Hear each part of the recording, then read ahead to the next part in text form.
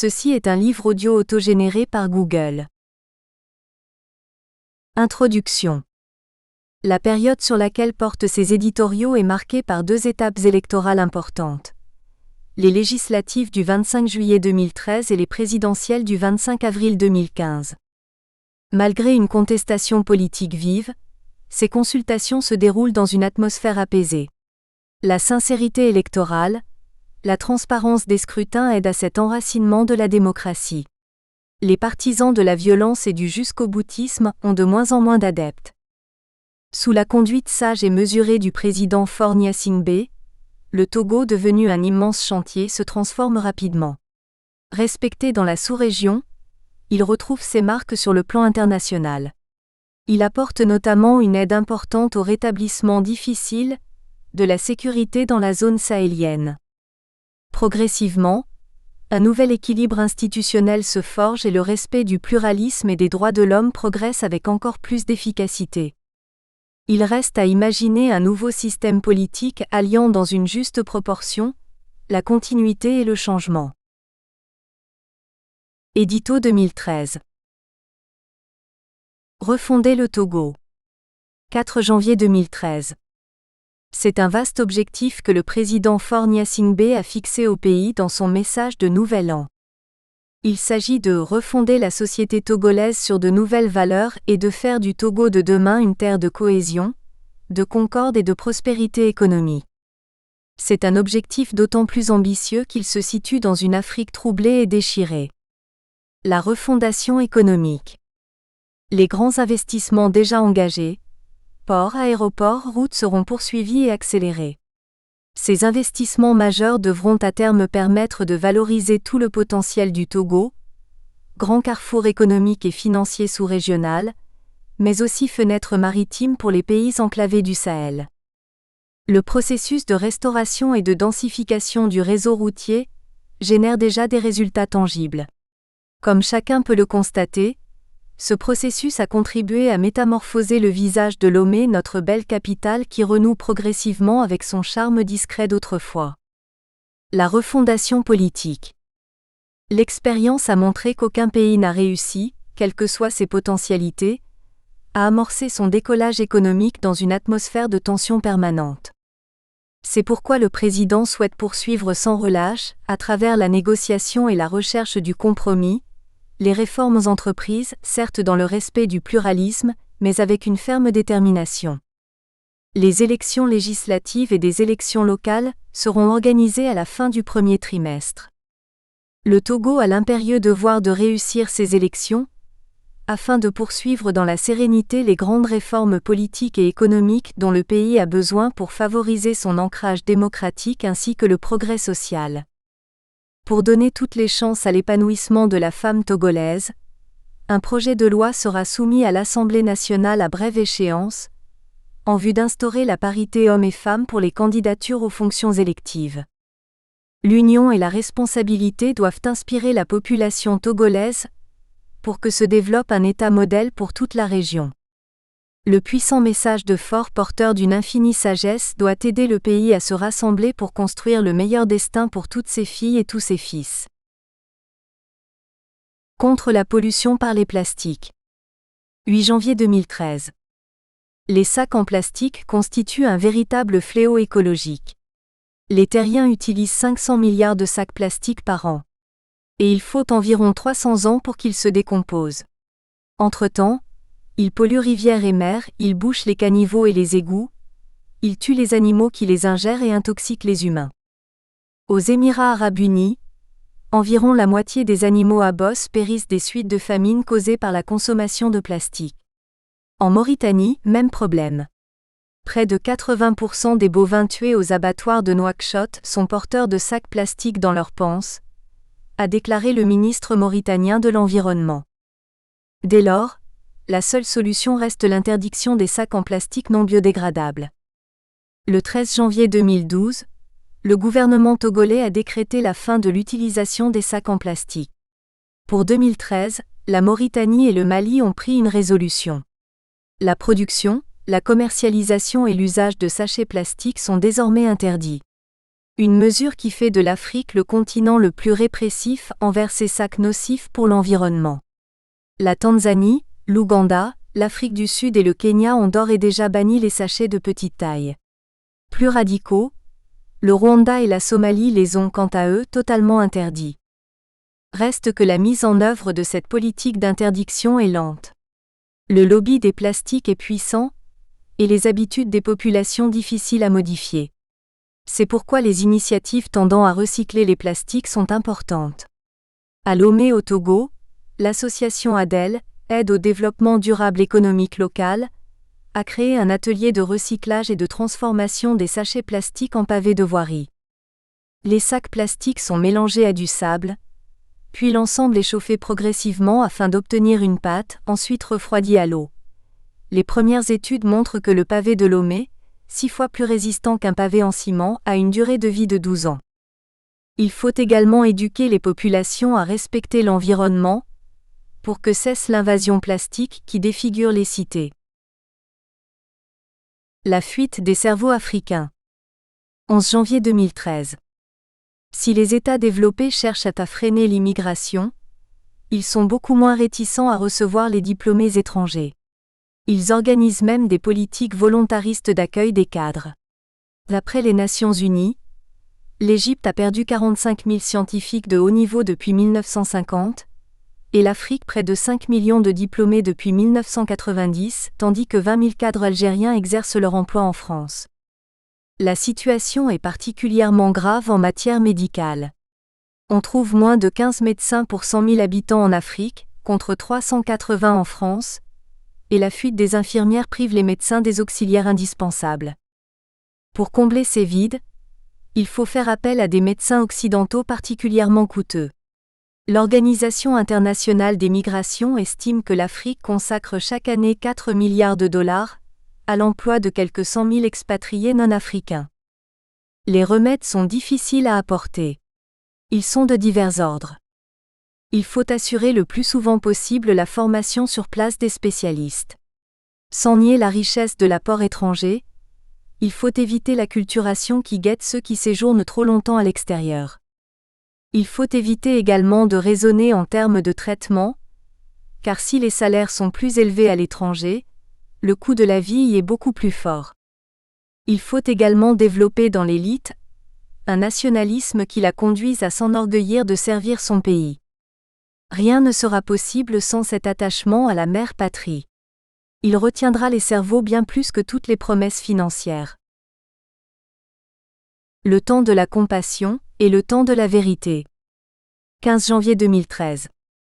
L'incendie du marché de Lomé, venant après celui du marché de Kara, plonge des milliers de commerçants et leurs familles dans la tristesse et la désolation. À travers eux, c'est le Togo tout entier qui est atteint et la communauté nationale dans son ensemble qui est meurtrie. Quand un grand malheur arrive, la première des préoccupations doit être d'aider ceux qui en souffrent. Les réconforter par la prière, par l'amour, par la compassion. Les aider aussi à s'en sortir pour reconstruire et bâtir de nouvelles fondations. Leur permettre de comprendre les causes de ce qui est arrivé. En se rendant sur les lieux du drame, en recevant les malheureuses victimes des sinistres, le président Faure Gnassingbé a su garder un comportement digne et responsable en exprimant sa compassion et en dessinant les contours de la mobilisation nationale pour aider à la reconstruction des importants poumons économiques du pays. Toutes les énergies publiques et privées doivent être mobilisées pour cette grande cause nationale. Mais le temps de la compassion ne doit pas occulter la recherche de la vérité. C'est pourquoi il faut se féliciter que sous l'autorité de la justice, des enquêtes soient diligentées pour élucider les causes de ces sinistres coordonnés. Le temps de la vérité arrivera inéluctablement. Ligne rouge. 18 janvier 2013. Alors que les Togolais s'apprêtaient à célébrer dans l'unité le 50e anniversaire de la mort du fondateur de la République togolaise, Sylvanus Olympio, des incendies criminels ont détruit 2 des principaux marchés du pays. Des enquêtes sont en cours pour établir les responsabilités et découvrir les coupables. Mais d'ores et déjà, il faut dénoncer le climat qui a rendu ces actes inqualifiables possibles. Quand des leaders politiques appellent à l'insurrection violente, quand les menaces et les diffamations deviennent monnaie courante, ces dérives arment les esprits faibles et les incitent à passer à l'action. Le temps est venu d'imposer l'application de la loi républicaine qui réprime les appels au crime et à la violence et qui impose le respect des droits de la personne. La liberté d'expression n'est pas un permis de tout faire. Elle n'autorise pas les dérives violentes et fascistes d'où qu'elles viennent. Chacun doit en être convaincu, il y a une ligne rouge dans la liberté d'expression qu'il ne faut pas franchir, l'incendie des paroles et des écrits. Le désastre sahélien. 22 janvier 2013. La dramatique prise d'otages en Algérie vient rappeler à ceux qui en doutaient encore que le problème du Sahel dépasse le cas malien. La déstabilisation touche toute la région et elle est susceptible de s'étendre. L'aggravation des troubles a des causes multiples. L'erreur libyenne. Il ne faut pas craindre de l'affirmer. Le soutien apporté par les Occidentaux aux sécessionnistes de Benghazi fut une erreur dont on n'a pas fini de payer les conséquences. Certes, il était nécessaire que le régime Kadhafi évoluât et que les droits de l'homme fussent mieux respectés en Libye. Mais la destruction aérienne des infrastructures et des structures de l'État libyen a créé une situation d'anarchie. Armes sophistiquées à la merci de la rapine, mercenaires sans emploi prêts à en découdre avec quiconque, morcellement du pays en baronnie locale. L'UA, la Russie et la Chine avaient attiré l'attention sur les risques de cet emballement français. La facture de ces erreurs est lourde. Dissémination des armes, errance de soldats perdus prêts à toutes les dérives. La dérive du Mali. Depuis la chute du régime Traoré, le Mali s'est donné le visage d'un modèle de démocratie. Aveuglés par les flagorneries de l'Occident, les dirigeants maliens ont enfoncé le pays dans un marasme politique et économique. Il est confondant de constater que Alpha Oumar Konaré était considéré comme un flambeau de la démocratie, alors qu'il n'en était que l'éteignoir. Les élections législatives qu'il organise en 1997 sont annulées par la Cour constitutionnelle. L'élection présidentielle du 11 avril 1997 est boycottée par l'opposition, et seuls 18% des électeurs participent à l'élection de Konaré. Son second mandat est marqué par le refus de l'opposition de participer aux élections nationales et locales. Si bien que, lors de la présidentielle de juillet 2002, le candidat présenté par Konaré est battu par Amadou Toumani Touré. Celui-ci est considéré comme un homme intègre, mais trop faible. Il laisse la corruption se répandre dans son entourage et les bandes prédatrices du Nord Mali rentrent progressivement en dissidence, donnant l'occasion à l'armée de prendre le pouvoir. Mais celle-ci est fragile et sans l'intervention de la France, c'est l'ensemble du Mali qui serait tombé aux mains des rebelles. La nécessaire mobilisation. L'objectif est de chasser les terroristes des zones qu'ils occupent et de rétablir l'unité du Mali. Mais dans cette zone désertique immense, l'objectif sera difficile à atteindre. La France a été amenée, sous le coup de l'urgence, à agir seule, et ce fut un acte de courage du président Hollande de prendre cette décision d'intervention. Mais la France n'a pas vocation à recoloniser l'Afrique. Le soutien des États africains est essentiel, mais leurs armées sont faibles. C'est pourquoi le concours des grandes puissances est nécessaire pour extirper les terroristes de leur base. Il faudra surtout aider à la reconstruction d'un vrai pouvoir malien qui, pour l'instant, est quasiment inexistant. Tout en pourchassant les terroristes, il conviendra de favoriser l'union nationale notamment en prenant en compte les revendications des populations touaregs. La tâche est aussi immense que les territoires désertiques qu'il faut reconquérir. Incendie au Togo, place à la justice.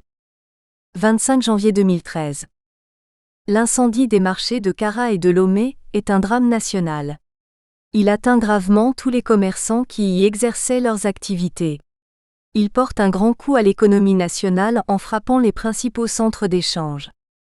Dans ces conditions, il est essentiel que les plus larges investigations soient menées pour identifier les causes de ces drames et déterminer les responsabilités. Le dernier Conseil des ministres s'est penché avec attention sur ce dossier. Il a entendu une communication qui traduit la gravité du drame et le souci ainsi que la ferme volonté du chef de l'État et du gouvernement de trouver les mesures les plus urgentes et les plus à même pour accompagner les victimes avec justice et impartialité sur tous les plans. Le texte indique que le gouvernement veillera à ce que les investigations en cours se déroulent en toute sérénité, transparence et impartialité dans le strict respect du principe de la séparation des pouvoirs et des prérogatives de chacune des institutions impliquées. À ce stade, les règles à suivre dans un état de droit sont claires. Réunir, par une enquête impartiale, le plus d'éléments possible pour établir la vérité. Déterminer les présomptions de culpabilité et les transmettre à la justice, pour que les présumés coupables aient à répondre de leurs actes dans le respect des règles des codes pénals et de procédure pénale. C'est-à-dire que l'on se situe ici bien loin du vacarme politique, mais dans la sérénité d'une justice impartiale. Au demeurant, c'est cela qu'attendent tous les citoyens. Ils veulent connaître la vérité sur ces incendies dramatiques.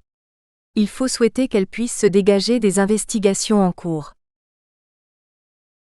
La gouvernance des États africains. 25 janvier 2013. La situation au Mali met en évidence de nombreux problèmes africains, dont la faiblesse des pouvoirs politiques et des armées du continent. Faiblesse des pouvoirs politiques africains. Les armées françaises et africaines sont appelées au secours du Mali. Elles doivent aider à assurer son intégrité territoriale. Mais encore faut-il qu'un véritable pouvoir s'exerce sur cet immense territoire. Or, la situation politique est plus qu'incertaine. Un capitaine putschiste exerce un pouvoir occulte, un président intérimaire non élu est au sommet d'un État sans fondation solide, un nouveau Premier ministre a été nommé après que la pression à la démission a contraint son prédécesseur à quitter ses fonctions. Dans ces conditions, la question se pose de savoir comment rétablir l'intégrité d'un État aux structures de commandement fragiles. Plus généralement, se trouve posé le problème de la gouvernance dans les États africains, un problème que l'exportation de la démocratie occidentale ne permet pas de résoudre. La loi de la majorité qui donne tous les pouvoirs aux vainqueurs des élections n'est pas acceptée dans des États à l'unité nationale fragile, dans des pays pauvres où ceux qui exercent le pouvoir monopolisent les postes et les ressources. En sens inverse, l'appui donné par les démocraties occidentales à tout groupe dissident au nom de l'absolutisme individualiste des droits de l'homme ruine tous les efforts pour construire un État stable. Il en résulte des successions d'épisodes démocratiques avec des pouvoirs faibles, suivis de coups d'État qui rétablissent autant que faire se peut des structures d'autorité. Faiblesse des armées africaines. Les choses sont claires. Sans l'intervention militaire de la France, le Mali serait tout entier tombé aux mains des terroristes. Autant dire que l'armée malienne était incapable d'assurer la défense du territoire. Il est aujourd'hui demandé aux troupes africaines de prendre le plus rapidement possible la relève de l'ancien colonisateur, mais, en dehors de quelques exceptions, elles manquent de moyens et de formation pour exercer la mission souhaitée. Elles en appellent donc à l'ONU, notamment pour dégager les financements nécessaires. L'ONU dont l'émissaire n'estimait pas possible d'intervenir avant un semestre. C'est dire que l'intervention française devra être plus longue que prévu, et qu'il se pose un problème plus fondamental. La révision des accords de défense entre la France et les pays de l'espace francophone ne fut-elle pas prématurée alors que les forces armées africaines sont encore fragiles ? Quelle tutelle ? La France a cru pouvoir dégager sa responsabilité de la protection internationale de ses anciennes colonies. Elle a souhaité transmettre le fardeau aux Africains eux-mêmes et à l'ONU. Mais les institutions interafricaines sont fragiles et lentes au démarrage. On connaît par ailleurs la lourdeur de l'espace onusien. La France se retrouve donc à son corps défendant en première ligne. Elle doit donc déterminer les lignes de force d'une nouvelle politique africaine.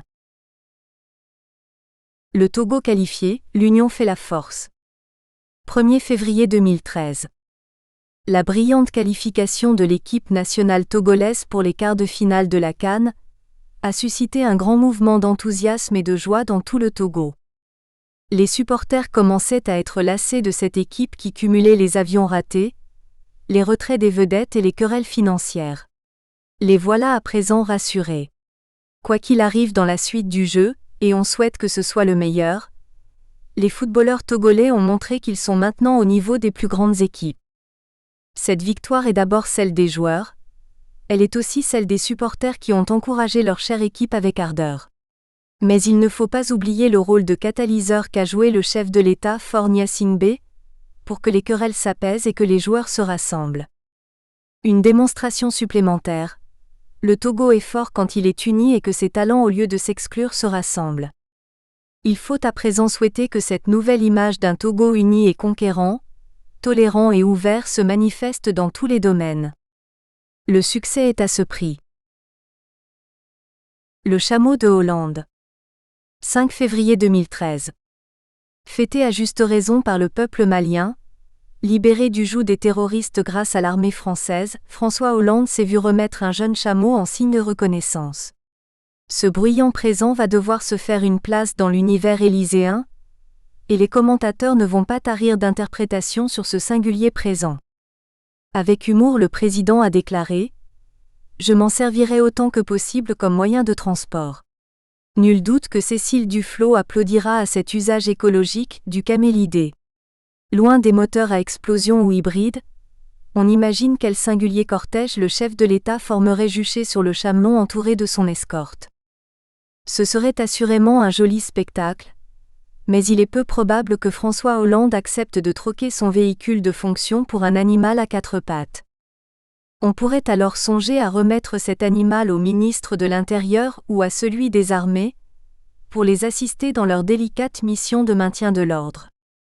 En 1800, durant la campagne d'Égypte, Napoléon n'a-t-il pas créé un régiment tout entier monté sur dromadaire ?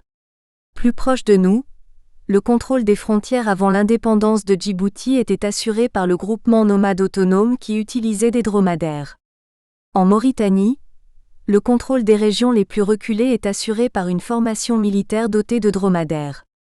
Quant à Hosni Moubarak, n'oublions pas que, pour sauver son pouvoir chancelant, il lança ses partisans juchés sur des chameaux le 2 février 2011 afin de tenter de contenir les manifestants de la place Tahrir. Mais il est peu probable que le chef de l'État envoie des chameaux pour disperser les opposants au mariage pour tous. Peut-être alors les donateurs ont-ils été sensibles à la signification symbolique de ce présent, et ont-ils pensé à l'Évangile selon saint Matthieu. Il est plus aisé pour un chameau de passer par le trou d'une aiguille que pour un riche d'entrer dans le royaume de Dieu. Ils auraient ainsi entendu soutenir à travers ce chameau l'imposition à 75%, et permettre aux riches grâce à la surimposition de rejoindre plus aisément le paradis qu'en se domiciliant à Bruxelles ou à Moscou. Peut-être ce don doit-il être considéré comme un moyen de lutte contre le chômage. En Italie, dans le Molise, région montagneuse du centre-sud, la crise économique se fait durement sentir. C'est pourquoi la région a décidé de débloquer 1 742 000 € pour lutter contre le chômage des jeunes, pour des parcours expérimentaux d'orientation et de conseils spécialisés finalisés à l'employabilité des jeunes du Molise. Or, parmi les activités économiques susceptibles d'être subventionnées, figure l'élevage des chameaux et des camélidés. Sans doute faudra-t-il élargir ainsi la catégorie des emplois aidés, et les animaux du désert contribueront-ils à la nécessaire lutte contre le chômage ? À moins qu'en offrant ce chamelon les Maliens aient pensé au vieux proverbe arabe qui nous rappelle que « la vie est un désert dont la femme est le chameau ». Mais ce serait faire injure au quinquennat constitutionnel de le comparer à une traversée de désert, et une offense faite aux femmes de les assimiler à des animaux endurants.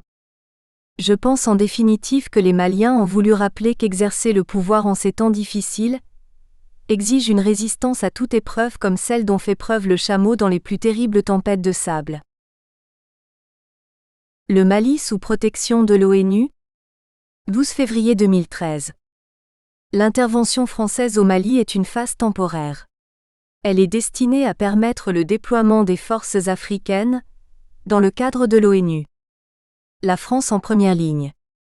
Pour éviter que l'ensemble du pays ne tombe dans les mains des terroristes, la France, sous le coup de l'urgence, a été conduite à intervenir seule au Mali. Il s'agit d'un effort matériel et humain considérable. L'intervention militaire française au Mali, commencée le 11 janvier, a déjà coûté 70 millions d'euros à la France. Jean-Yves Le Drian, ministre de la Défense, a fait le point sur l'aspect financier de l'opération Serval. 50 millions d'euros ont été dépensés pour transporter les 4000 soldats et leur équipement en Afrique. 10 000 tonnes de matériel ont été acheminées en 15 jours. La France débourse par jour 2,7 millions d'euros. Mais cette intervention d'urgence n'est pas destinée à se perpétuer. La France a demandé au Conseil de sécurité des Nations Unies de préparer l'envoi d'une force de maintien de la paix. François Hollande a pour sa part confirmé la réduction des troupes françaises au Mali à partir du mois de mars. L'Afrique et le conflit malien. Le Conseil de sécurité de l'ONU a validé le déploiement d'une force internationale au Mali, dans un vote le jeudi 20 décembre à New York. La résolution autorise le déploiement de la mission internationale de soutien au Mali, MISMA, pour 1 an. Dans le cadre de cette résolution, des troupes africaines ont été déployées ou sont en voie de l'être. Il faut remarquer que les délibérations ont été longues, trop de réunions et pas assez d'actions. Mais les difficultés sont en voie d'être résorbées. Reste à régler l'importante question du financement par l'ONU, car les pays africains n'ont pas les moyens de supporter le coût de l'opération. La reconstruction du pouvoir malien. À terme, rien ne sera possible sans une reconstruction démocratique du pouvoir au Mali. Celle-ci suppose l'éradication des réseaux mafieux vivant du trafic de drogue, qui ont pollué les dernières phases de la présidence date. Elle exige aussi la redéfinition de nouvelles bases pour une union nationale qui reconnaisse la personnalité du peuple touareg, sans remettre en cause l'unité du Mali. Les deux faces de la démission du pape. 19 février 2013. Avec audace, Benoît XVI a présenté sa démission estimant qu'il n'était plus en état d'exercer le pontificat. Cette initiative a été approuvée par les uns et critiquée par les autres. Cette ambivalence s'explique par la dualité de la fonction du pape. Être pape, c'est exercer une mission sacrale au service de l'Église. Le pape est l'Église dans son essence. Il porte la parole divine. En ce sens, sa personne est au-dessous de sa mission. Incarnant l'Église, il ne peut pas l'abandonner pour de vulgaires considérations de santé. Monseigneur Roland Minéras, évêque de Dijon, dans une intervention sur les ondes de la radio chrétienne, RCF, affirme comprendre le désarroi de nombre de fidèles, qui se demandent pourquoi il n'est pas resté jusqu'au bout. Jean-Paul II nous avait donné un exemple de ce qu'est la fidélité à l'appel, explique l'évêque. Quand on est pape, on assume jusqu'à la mort. Cela a toujours été comme cela et l'Église s'en est bien tirée de cette manière. Si on introduit un critère d'efficacité, c'est un critère tout à fait valable dans le gouvernement des choses temporelles, mais l'exercice du pontife c'est autre chose. C'est d'être un témoin à tous les âges, quand on est en bon état et quand on est fatigué. Mais le pape a une seconde fonction. Il est un chef d'État, le patron d'une lourde administration et cette fonction exige force, autorité et disponibilité. À ces divers titres, Benoît XVI a pu penser qu'il était dépassé et qu'il ne pouvait plus gouverner. Laisser la place à un autre permettra de moderniser le gouvernement de l'Église. Le souverain pontife a été frappé par le Vatican Gate, qui a montré une administration vaticane gangrenée par les traîtrises et les scandales.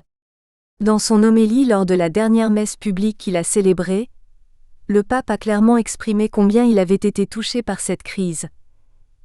La lecture de l'Ancien Testament invite tous les chrétiens à réfléchir sur l'importance du témoignage de la foi et de la vie chrétienne pour chacun d'entre nous et pour notre communauté. Ce visage de l'Église est parfois défiguré. Je pense en particulier aux fautes contre l'unité de l'Église, aux divisions dans le corps ecclésial. La démission papale, même si elle n'est pas tout à fait conforme à la philosophie du pontificat, apparaît ainsi comme un geste de courage pour faire triompher la modernité sur l'opacité et sur la sclérose. Raison gardée au Togo. 1er mars 2013. Au fur et à mesure que les élections... Nous espérons que vous avez apprécié cet aperçu. Pour continuer à écouter ce livre audio sur Google Play Livres, utilisez le lien dans la description de la vidéo.